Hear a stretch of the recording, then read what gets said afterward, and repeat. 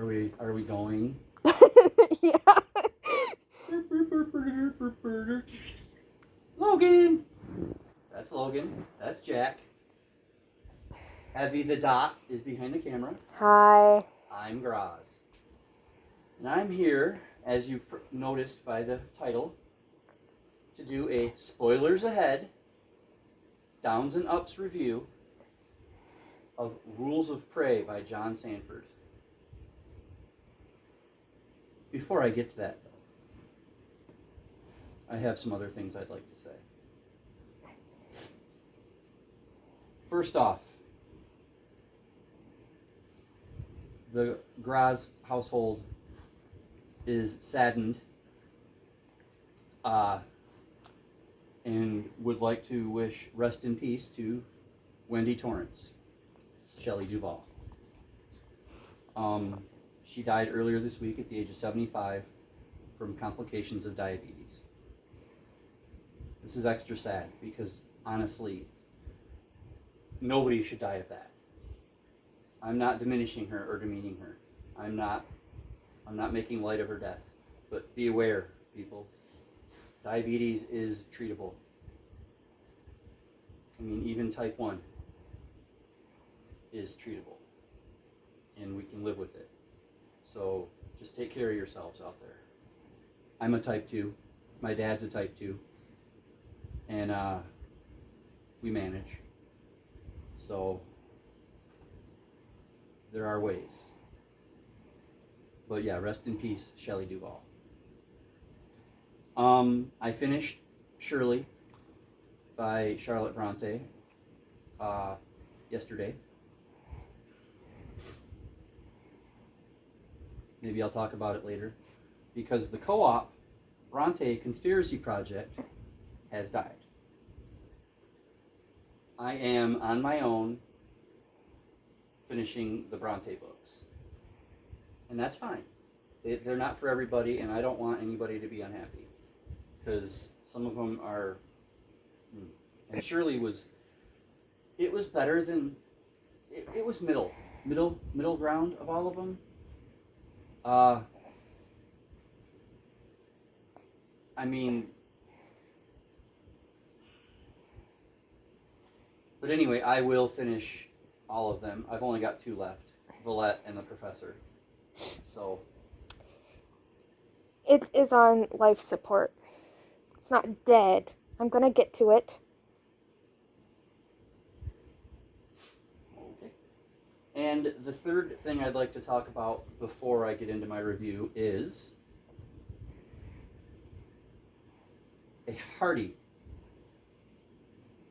Joker clapping. Congratulations to the Dot. She crushed her driving tests. She got 73 out of 80 on the written. And she's one step closer to being a licensed driver.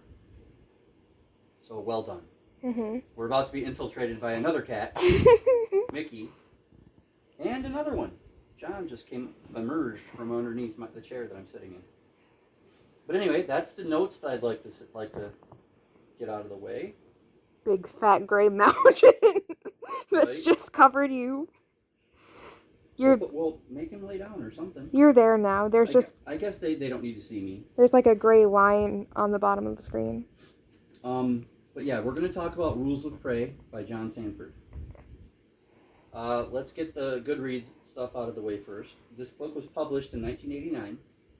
My copy is 353 pages.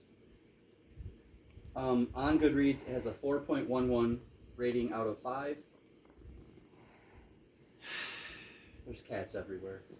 And that's across 88,966 ratings and 2,982 reviews. Now I'm going to do my downs and ups first, and before I give you my rating.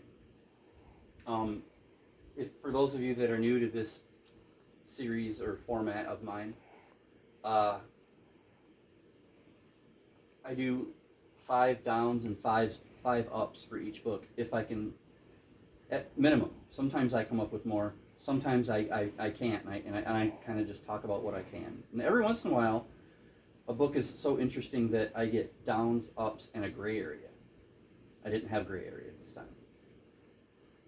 But the history for me for the Prey series by John Sandford, which I guess there's over 30 books in this series, and this is number 1 for me.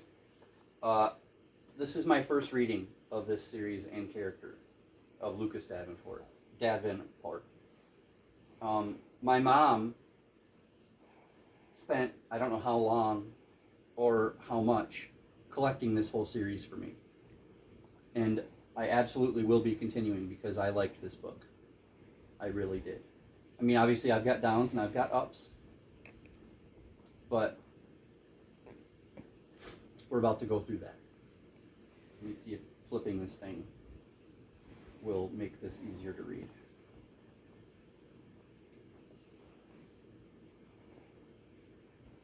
It does. All right. So let's get into the. I usually do the downs first, so that I can end on a positive note of the ups, and my rating, which I guess isn't always a positive thing, is it? Because I could rate something really bad. Spoiler alert: this is not rated bad. But yeah, please, before I get into this, pay attention to the beginning. We used to have a pirate that told you. We don't anymore. But pay attention to the title and pay attention. This will have spoilers. So even though this book is 35 years old or 36 or whatever, if you haven't read it yet and you plan on it and you don't want it ruined, then check out now. And I thank you for the view. What? I laughed. Yeah. So let's get into it. My downs. Number 1. The overall cast is too shallow. I mean, don't get me wrong, the main characters are fabulous. But there's just not enough of anybody else. There's no depth. It's like there's Lucas Davenport, the detective. There's the bad guy. There's three women that Davenport puppets. And then there's the cop that works with Davenport, and then there's their boss. And then there's everybody else. I mean, that sounds like a lot, but it's not. So maybe there'll be more as we go, but just maybe he didn't know this was going to turn into such a good series because it ends without like a cliffhanger. So, okay, now this is where the heavy spoilers come in. So if you've been brave and you're like, oh, he's not going to spoil anything, I'm about to. So, 1, 2, 3. Okay. Number 2, they should not have killed the bad guy. Should not have. He could have been amazing for like a 4 or 5 book arc before you build up another one, if that makes any sense. I mean, if you're going to have 30 some books in a series, I mean, here comes another cat. Are you going to have 30 bad guys?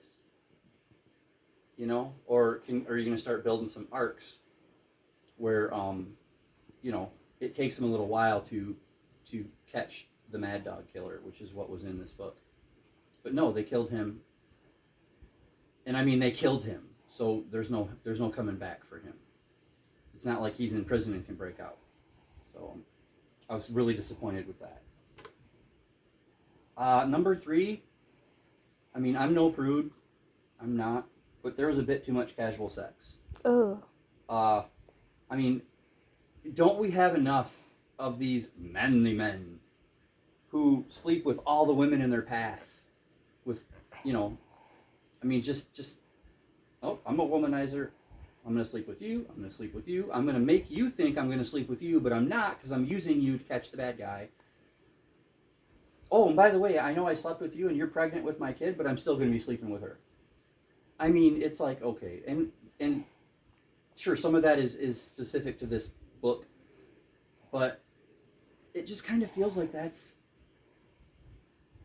a heavy trope in books now. And actually in books forever. I'm just kind of over it. I mean, what's wrong with having a top flight detective, cop, investigator type thing who's married and faithful?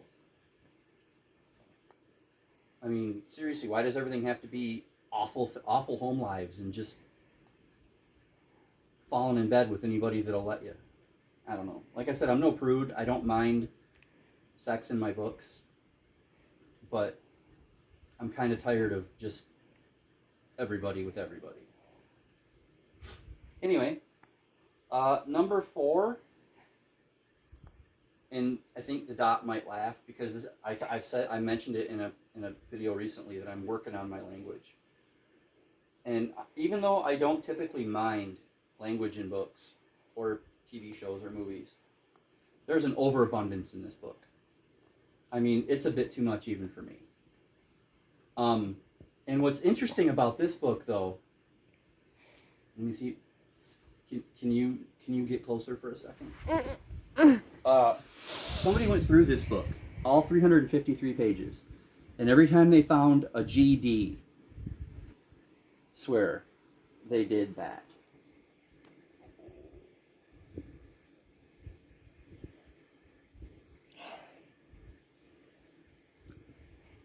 Got it? Mm-hmm. Sometimes we got to get my face out of it because it'll keep trying to focus on the face. But every time.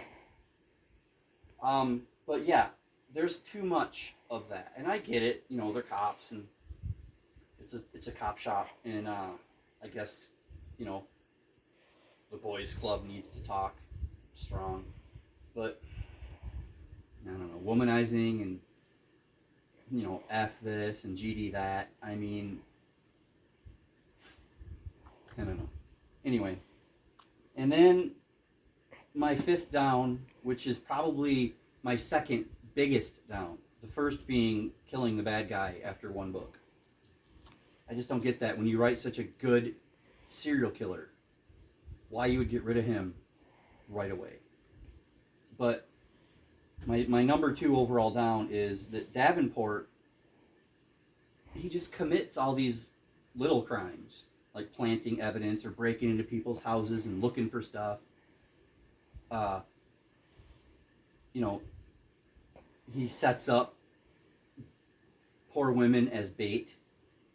He will do anything shady or underhanded or even just flat out against the law to acquire his collar, so to speak.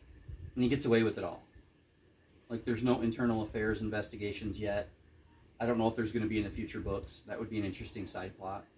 I mean, he's even got another cop, another dude that's working with him who is more on the up and up, and he just kind of looks the other way. And it's like, come on. So, but those are my downs. Sometimes I have to nitpick for downs. But I feel like these are actually legitimate. They're not nitpicks. So, yeah. Now for my ups. It's an excellent debut of the Davenport character. I mean, yeah, there's the stuff that I've already said, but this was, I mean, pretty unput-downable. I read this in 2 sittings. Like, the first day I read almost 100 pages, and then the next day I finished it. So, and it's super easy to read. Whoops. I mean, the writing is very smooth, and that's actually up number 2. So we've got an excellent debut for Davenport, and then the very easy, smooth writing. I thought that the plot was good at its twists and turns. I really didn't. I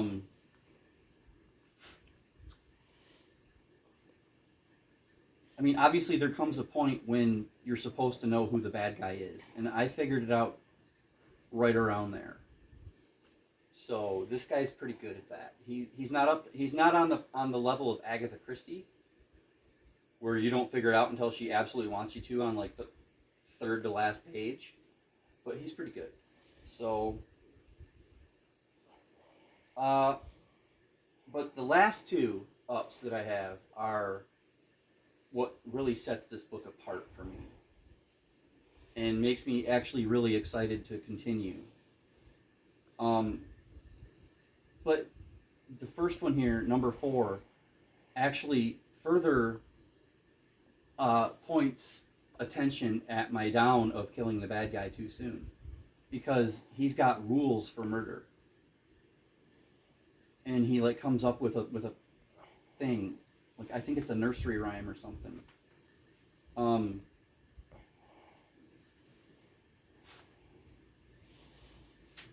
looking real quick. I'm sorry. While you're doing that, yeah, it took my grandma a really long time to put this together, and she would have me come help her like find the books, because she can't see that good anymore, so she would have me get down and like read the titles to see if I could find the one she was looking for. Well, anyway, yeah, he's got rules for the murder. And what she just said is really cool, that they both did this for me, and especially since it's something I'm going to enjoy. But yeah, he had these really cool rules of murder, and it just added to the point that could have carried this out for a few more books. And I know I'm belaboring that, but it's so valid. And then my last how many thriller suspense books have any of you watching read, and they're set in one of like 2 places, New York or London? I mean, okay, yeah, there's some other ones like, that are set in the southern US or around the world, or, Boston, or LA. It's always a big name place, but mainly it's New York or London. I mean, okay, this is set in Minnesota, in Minneapolis, St. Paul, Minneapolis. I love that. I really do, because it's such an untapped market. Unless you're searching out books set in Minnesota, I think it's Tammy Hogue. But I love that. I love that it's a completely new area to learn about. Is that him? No, somebody's sneezing. I thought the dog was yipping in his sleep. It's Merlin. Anyway, but anyway, so that's my ups and downs. All I have left to give you is my rating for the book, which is an 8.52 out of 10. Ooh. It's pretty good. It's not quite in my top 10 of the year, but I mean, I'd say that it's a very good start for the series. So I'm pretty happy with it. I'm doing this. I might not do a review for every book in the series. I mean, I can, especially if I don't read them as much as I, because I've only read this one so far. So if I read one every couple of months, that gives me, 30 some videos of content stretched out over the next couple of years if I keep doing this. So I guess that's not too bad. And you can see if the series continues in a positive vein. But anyway, that's Rules of Prey by John Sandford, which I just learned is actually a pen name. John Sandford is not his real name. What's his real name? I'm looking. I don't know if it says it in here.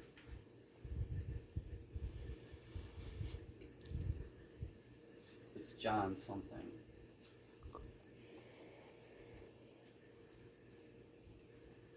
John Sandford is the pseudonym of the Pulitzer Prize-winning journalist John Camp. And he lives in Minnesota, so that explains a lot. Right, what you know. Yeah. So that's cool. I wonder what he won the Pulitzer Prize for. But anyway, let me know if you've read this, what you think. I know that I have one narrow-eyed squinter that watches this that was interested to hear what I thought of this book. So let's see what they think. But if anybody else has read this, let me know. Let me know what you thought. Do we agree? Did you like it? Did you not?